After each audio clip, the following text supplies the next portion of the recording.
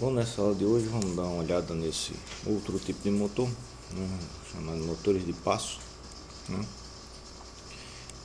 que eles em construção têm alguns aspectos parecidos com o motor DC, CC sem escova, mas de funcionamento são bastante diferentes, né? E aí, tanto são parecidos em funcionamento, que aí o simulador que eu apontei aqui para o motor brushless, motor CC sem escova, né, ele também tem parte de simulação com motor de passo, né? E aí eu acrescentei mais essa página aqui de como o motor de passo funciona, também está lá nos links lá no Classroom, ok? Basicamente, motor de passo, né, ele é feito para trabalhar em passos específicos. Então, cada vez que você polariza uma bobina, né, então ele é feito para ele andar alguns passos e parar numa determinada posição. Tá? Então, enquanto os outros motores, as bobinas, elas não aguentam, tipicamente, ela ficar polarizada o tempo todo, o motor de passo é feito para a bobina ficar polarizado o tempo todo, com o motor travado, o motor parado, né? Porque aí se você polariza, por exemplo, a bobina aqui B, nesse sentido, norte desse lado, sul desse lado, você vai puxar o rotor nessa direção, ele vai alinhar aqui com essa bobina, né? Aí se você despolariza a bobina B e polariza a bobina A, aí o rotor vai girar, né, para polarizar assim. Aí você polariza a bobina B no sentido contrário, né, o rotor gira de novo e assim sucessivamente, certo? Então esse daqui é um motor bem simplesinho, de 4 passos por rotação, né? Aqui eu polarizei bobina B no sentido, o rotor está desse sentido, bobina A no sentido, o rotor gira 90 graus para a esquerda, então passo de 90 graus, bobina B de novo no sentido contrário desse primeiro passo, então gira mais 90 graus, bobina A no sentido contrário daqui, gira mais 90 graus, e aí se polarizar a bobina B de novo nesse sentido, ele volta para essa posição daqui, certo? Então os passos, né, cada passo, cada vez que você polariza uma bobina, ele vai dar um passo e vai travar, né? Assim, se você for polarizando uma depois da outra muito rapidamente, ele não vai ter tempo de travar, ele vai rodando como motor normal, certo? Mas a ideia é muito usado para posicionamento, então você vai e dá a quantidade de passos que você sabe, e aí você sabe em que posição está o motor, sem precisar medir essa posição, né? Claro, considerando que ele não vai perder nenhum passo, que você não vai ter algum problema de quando você polarizar a bobina, ele não tem um passo, certo? Esse aqui é um bem simples, né, com um ímã, mais fácil de entender, certo? Mas não é o único que tem. Você tem motores de passo baseado em ímã, em relutância ou em híbridos, certo? Então, de ímã é como esse daqui, né, e eles são justamente usados para posicionamento. E aí você vai ver muito motor de passo, principalmente em projetos caseiros de máquinas em 3 dimensões, então máquinas CNC ou então impressoras 3D, né? Então aqui, por exemplo, aqui tem um projetozinho de máquinas de 3 eixos, né? Então esses 2 motores vão mexer nesse eixo, esse motor vai girar a rosca aqui, vai mexer a rosca sem fim, vai mexer nesse eixo, e esse motor vai mexer na altura, tá? E aí os motores aqui, né, são todos eles motores de passo. E aí você tem um sistema de controle que ele vai ficar gerando, polarizando as bobinas, vai gerar o passo que você quer. Então se você quiser que isso aqui passe para o X de tanto, Y de tanto, Z de tanto, você dá o número de passos adequados aqui para esses 2 motores para mexer no X, o número de passos para esse para mexer no Y, e o número de passos para esse para mexer no Z. Você tem um controle bem preciso da posição, né? Esse é o principal uso daqui. Esse aqui é um de pequeno porte, tem alguns até um pouquinho maiores. Não é comum ter eles de muito grande demais, porque como ele fica com o motor travado, a corrente quando ele está ali, se você não estiver aplicando torque, como o motor fica sem se mexer na maior parte, em vários momentos, né, a corrente dele fica muito alta, como no motor DC normal, né? O mesmo problema, você tem a bobina, você tem corrente passando na bobina e você não tem o movimento do rotor, você não tem tensão induzida, então você tem um problema de corrente alta nele também, né? Então ele vai funcionar para determinados de tensão, mas é difícil você fazer esse tipo de motor com uma tensão muito elevada, né? De todo modo, né, os 4 tipos de funcionamento: ímã, relutância ou híbridos. O de ímã permanente é como esse daqui, certo? Então o rotor é um ímã permanente mesmo e vai se alinhar com o campo aplicado externamente pelas bobinas. Então aqui, né, você tem um motor de passo de 90 graus, como esse aqui desenhado. Não é comum ter desse ímã permanente. Ou passo de 45 graus, né? Aí você imaginar que eu estou com A e B, se você colocar, né, ou 4 ímãs aqui no rotor, né, ou mais bobinas aqui, você consegue fazer, né, passos intermediários aqui. 4 ímãs não, 4 polos, né? Mas dividir aqui, ficar norte e sul, ele vai alinhar com uma posição aqui, né? Você consegue fazer polos intermediários aqui nos 45 graus, né? E aí você tem esses motores de ímã permanente dessa forma. Então o rotor é aquele, vai ter a magnetização permanente, ele vai se alinhar com a bobina que estiver acionado, e aí isso você não consegue fazer um motor de grande porte, né? Aí, tipicamente ele vai ter só 4 passos por volta ou 8 passos por volta. Já adianta, é raro você ter um motor de passo desse tipo, né?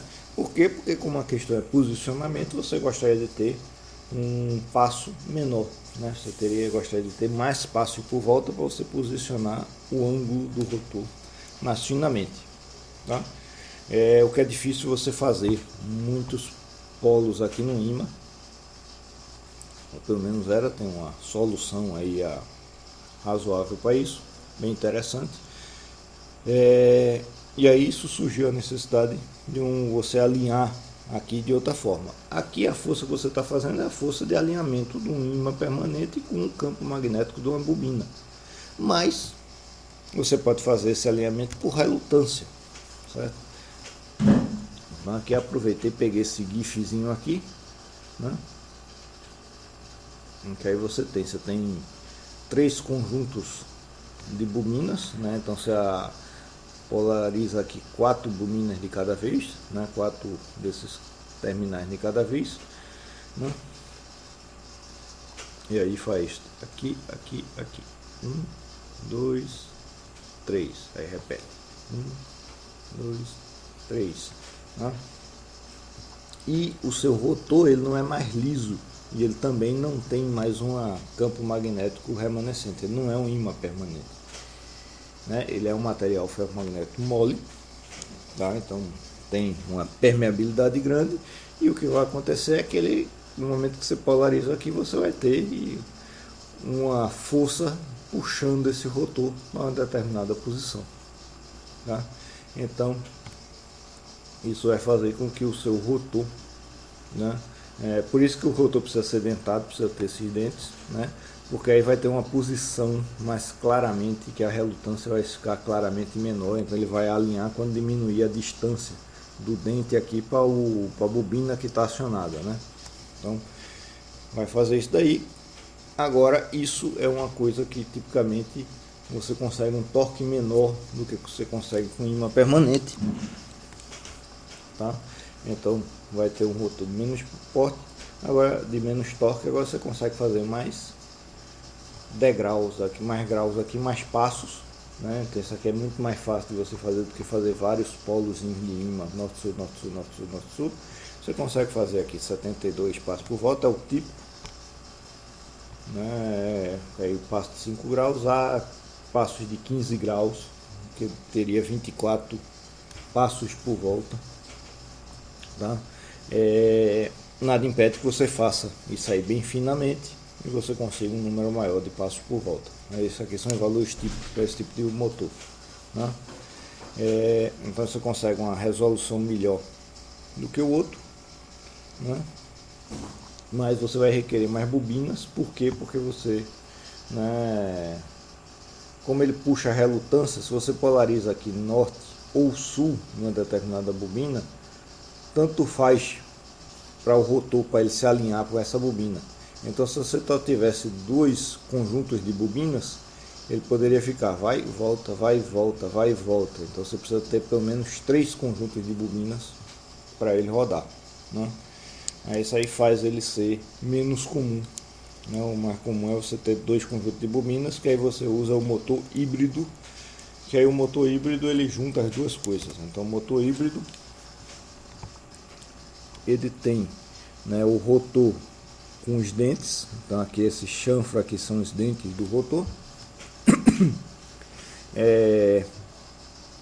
E eles são montados em cima do ímã permanente, tá? Então você pega uma parte do rotor aqui, essa parte aqui estaria desse lado, mas você encaixa o ímã permanente dentro disso daqui, então ele vai polarizar toda essa parte aqui como polo norte, e do outro lado, esse outro lado vai ficar todo polarizado como polo sul, campo magnético polo sul.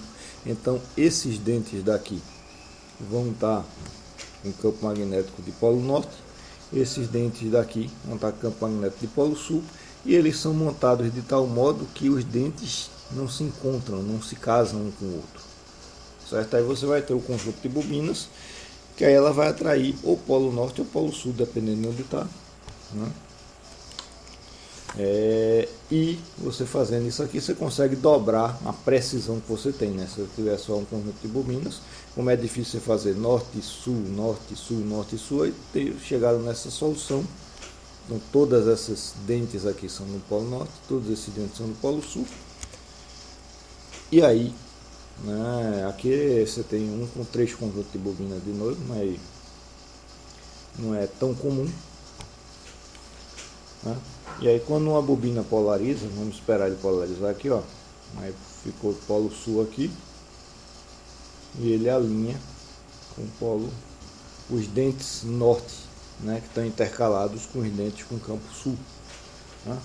Isso aí faz com que você consiga rotacionar ele.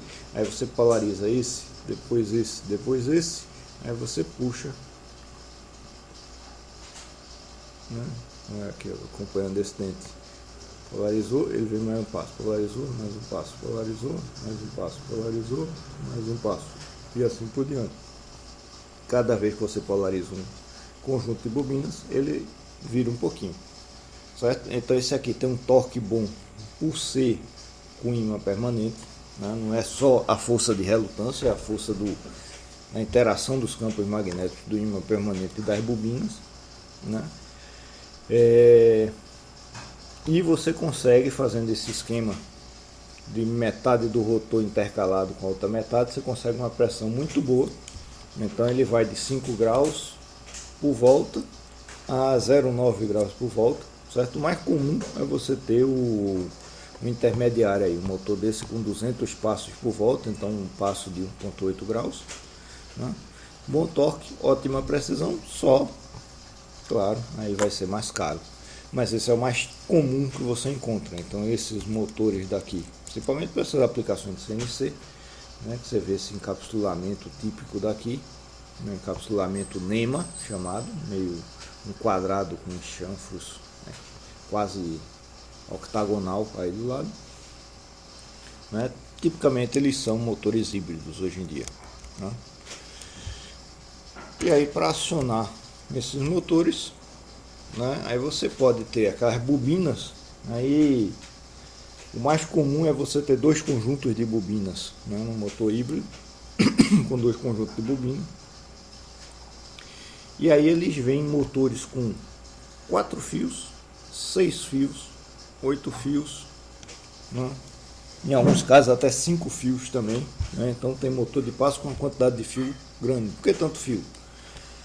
Tanta diferença de fio, né? Então, com configuração mais simples é você ter as 2 bobinas, né, com seus 2 terminais cada um, então tem os 4 fios. Outra configuração é você ter a bobina com terminal intermediário. Para que esse terminal intermediário? Porque aqui você consegue fazer a atuação dele com uma eletrônica mais simples usando esse terminal intermediário, né? Você consegue pegar e colocar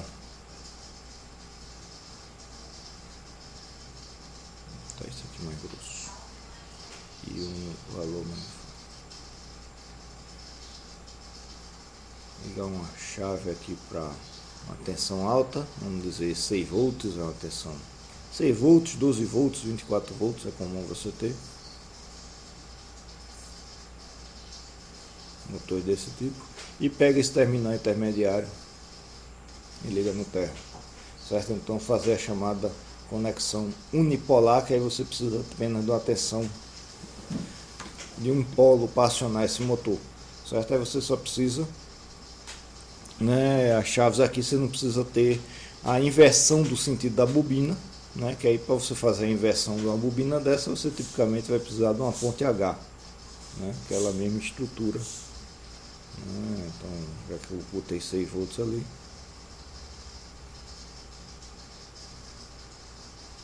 então 2 transistores para cá, mais 2 para cá e mais outros tantos para esse lado de cá, certo? Então para acionar esse daqui você precisa de 2 pontes H para acionar cada bobina. Para acionar esse você precisa só 2 chaves aqui para uma tensão fixa ou até por terra. Você pode botar a tensão fixa aqui no meio e ligar aqui por terra, você consegue polarizar para um lado ou para o outro. Claro que quando você faz isso, você aqui você só vai polarizar metade da bobina, certo? Então se você está polarizando metade da bobina, aí você vem para esse caso daqui. Na conexão bipolar você vai ter isso aqui, você está polarizando a bobina como um todo, gerando um campo magnético forte, vai interagir com o campo magnético que é a relutância do rotor, né? E ele vai ter essa característica torque e velocidade, né? Vai ter um torque alto e determinada velocidade. Quando você polariza ele unipolar, aí você está polarizando uma parte menor da bobina, então ele vai conseguir aguentar um torque menor, certo? Agora, como você está metade da bobina, você está vendo também metade da impedância da bobina, e aí você consegue atuar ele numa velocidade maior, com um torque menor, se o torque menor for bom para você, né? Agora você pode ter também a conexão de 6 fios, que você pega, ignora esse terminal do meio e usa ele como esse daqui, certo? Então bipolar em série, né? Você usa a ligação série dele para fazer o transistor bipolar.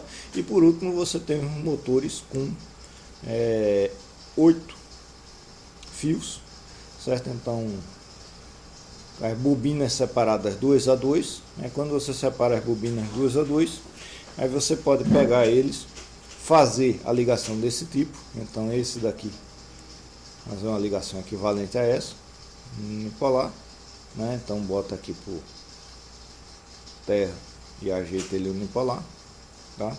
Então a conexão aqui chamada half coil, né? Meia bobina você atuando, né?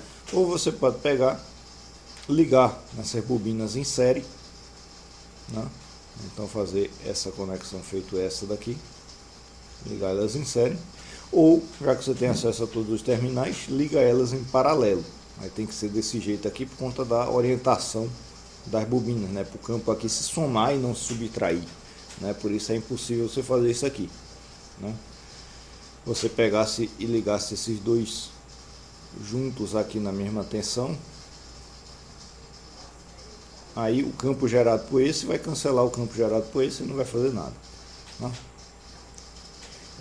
Ligar em paralelo. Aí se você liga em paralelo, você está, né, basicamente diminuindo a indutância pela metade, porque ela está em paralelo, então você consegue chavear ele por conta da indutância rapidamente, mas você está com a corrente dobrada, porque está em paralelo, então você dobra o torque em relação ao meia bobina, né? Então você gera essa configuração daqui, né? Bipolar e paralelo, a configuração bipolar em paralelo, certo? Então essa comparação, para a gente entender melhor, ela é mais útil se a gente está comparando esses três casos daqui, né? Então o mesmo motor, você ligando a bobina de forma diferente, ele teria essa relação aqui entre torque e velocidade, né, dos motores, né? E ok, assim que você tem, então, um motor como esse, que tem aqui mais para trás, até como esse daqui mesmo, você tem três conjuntos de bobinas, né? Então 1, 2 e 3, isso aqui não é comum, não é muito raro. O mais comum é você ter dois conjuntos de bobinas. Não achei um gifzinho nem consegui fazer um a tempo hábil desse jeito, por isso ficou esse daqui, certo? E aí você vai ter esses conjuntos aqui. É muito raro você encontrar um motor de passo com mais de dois conjuntos de bobinas. Como é que você aciona aí? Aí você vai ter essas possibilidades de fios: 4 fios, 6 fios, 8 fios, alguns casos até 5 fios, quando ele pega esse fio intermediário aqui e liga junto um com o outro. E aí o acionamento deles, não peguei essa figura daqui, mas você pode ver essa questão do acionamento muito bem nessa página daqui, vai estar lá no link. Começa aqui com Nanotech. Aí você tem um simulador lá do motor de passo, você consegue mexer o tipo de passo que você aciona. Como é que você aciona cada uma das bobinas? Então, se você pegar e imaginar, por exemplo, essa conexão daqui, que você liga aqui no terra, aí você chamar aqui de A, B, C e D, os sinais, seria o caso que ele está mostrando aqui. Se eu aciono uma, depois a outra, depois a outra, depois a outra, aí volto. Aí A, B, C, D, A, B, C, D. Então isso aqui é o chamado Wave Drive, né? Um acionamento em onda. Eu estou acionando aqui meia bobina de cada vez, né? Se a ligação for daquele caso. Ou a gente pode ver se A, B, C e D, né? Também como... Cadê?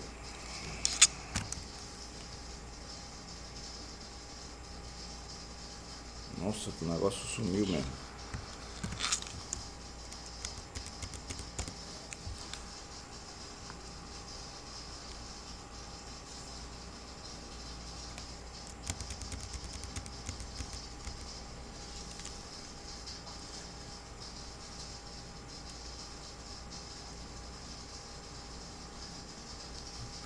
Também com A mais, B mais, A menos, então a bobina A e a bobina B acionada num sentido ou no outro,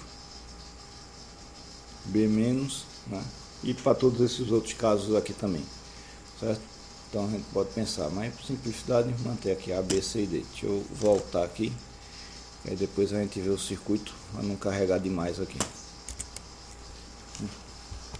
Então, acionamento de forma de onda, um de cada vez, certo?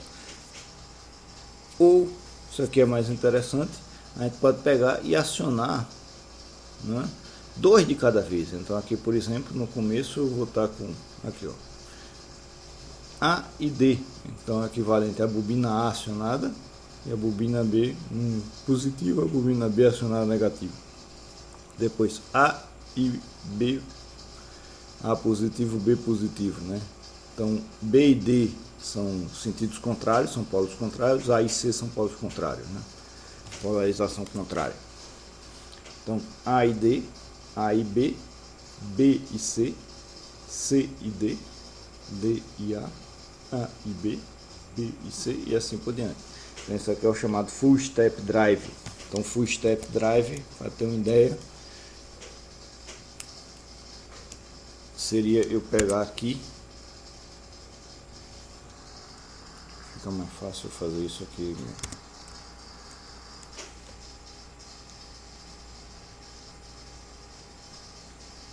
Então esse daqui seria o equivalente a eu pegar, acionei então A, aí ele vai vir para cá, depois A, B, aí depois ele vem para cá,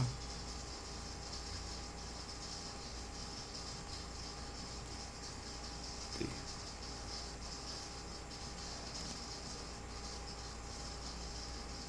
A, B, C e D, né? Então seria nessa sequência, né? Então A vira para cá, B para cá, C para cá, D para cá. Claro que esse aqui eu tô um de 4 passos apenas, vai ser mais simples da gente ver, mas isso aí se aplica se a gente aumentar o número de passos, né? Se for 72 passos por volta, aí só vai andar 5 graus, 5 graus, 5 graus, 5 graus. Esse full step drive ele vai fazer assim. Então acionar A e B ao mesmo tempo, vai vir para cá, depois B e C vai vir para cá, certo? A e B ao mesmo tempo, então A está puxando nessa direção, B está puxando nessa direção, ele vem para a direção intermediária aqui dos dois. C e D, ele vem para cá, certo? O que é que você está fazendo aqui? Ele está dando um passo, parando numa posição intermediária, porque eu estou polarizando as duas bobinas ao mesmo tempo, né? Então é um meio passo aqui. Isso aqui eu vou estar consumindo o dobro da potência, dobro da corrente, mas eu estou também mais campo magnético puxando o meu rotor, então também tem um torque maior. Essa configuração full step drive tem um torque maior em relação a esse wave drive, né? Então costuma ser mais usado por conta disso, né? Que aí você polariza duas bobinas ao mesmo tempo, você aumenta o torque, né? Não aumenta, não dobra o torque não, né? Porque aí, enfim, né? Aumenta, né? Você tem uma soma vetorial ali dos campos. E por último, aí desses outros, esse half step drive é uma mistura desses dois. Então você vai ter um momento aqui, ó, que ele só tá a bobina acionada, então estaria nessa posição. Depois a A e a B acionada, então vem fazer assim, só a acionada, a A e a B acionada, aí depois só a B acionada, a B e a C acionada e assim por diante.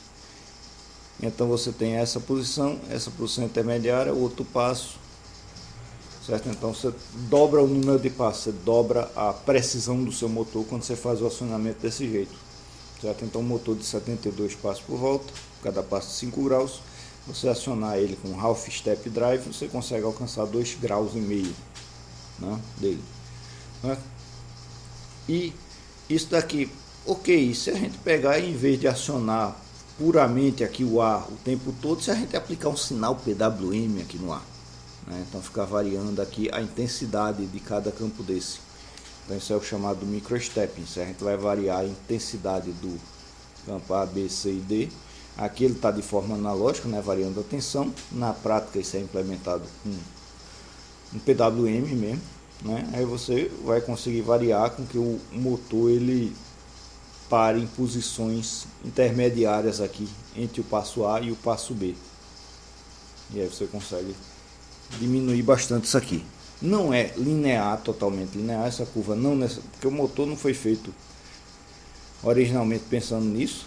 Eu nem imagino a matemática para você fazer um motor pensando nisso, certo? Então isso aqui não é linear, mas de todo modo você sempre vai nessa mesma direção, certo? Então, embora você não saia do A para o B assim, mesmo que você saia, o ponto intermediário ele vai passar, então mesmo que ele faça isso, né, você ainda tem, né, uma variação sempre aumentando da posição aí, entre a posição de sua bobina A e sua bobina B acionada, né? Isso é o chamado microstepping.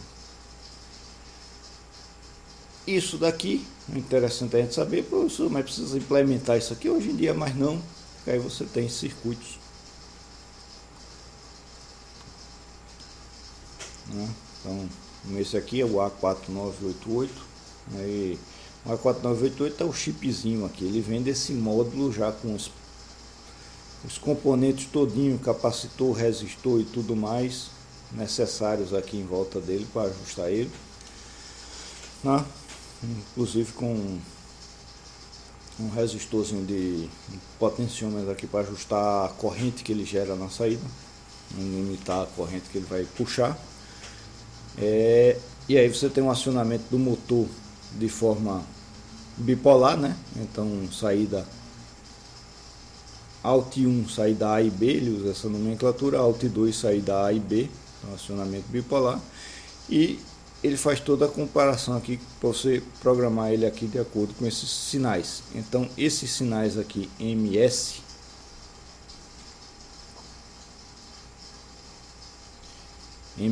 é de micro step.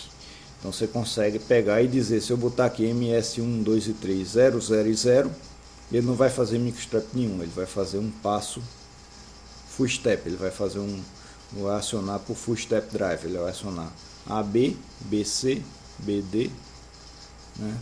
Dessa forma. Se você botar 001, ele vai fazer half step drive, só A, AB, só B, BC. E se você botar 1, ele vai dividir o passo aqui em 8 vezes e acionar isso aí para o PWM, né? Fazer a variação do sinal PWM aqui disso daqui, tá? Aí isso aqui vai dar o quanto vai ser cada passo em relação ao passo puro do motor, né? Quantos micropassos ele vai dar, vai depender de quantos pulsos ele recebe aqui nesse pin step. Então aqui cada pulso ele vai dar uma andadinha, certo? Se esses três aqui for 0, for o motor de 200 passos por grau, 200 passos por volta, cada pulso aqui nesse sinal ele vai andar 1.8 graus. Se aqui tiver de 1, aí ele vai dar 1.8 graus dividido por 8, né? Basicamente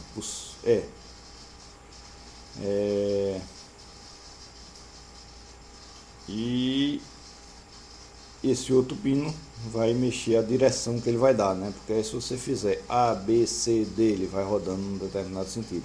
Se eu fizer A, B, C, B, A, ele vai A, B, C, B, A. Peraí, fiz errado. A, B, C, B, A. Né? Se eu inverter aí e continuar aqui do A ir para o D, C, B, A, eu inverto o sentido simplesmente invertendo a direção desses pulsos. Esse chip já faz esse trabalho todinho. Você muda aqui, manda um sinal binário 0 ou 1 aqui nesse DIR, e aí cada pulso ele vai dar um passo numa direção ou na outra, dependendo desse sinal DIR aqui, né? Então é uma maneira mais prática de você fazer o acionamento desse tipo de motor através de um driver como esse. Motores de maior porte também tem drivers com essas mesmas facilidades, também vão ser de maior porte, mas o funcionamento básico é o mesmo, né? E com isso encerramos esse vídeo.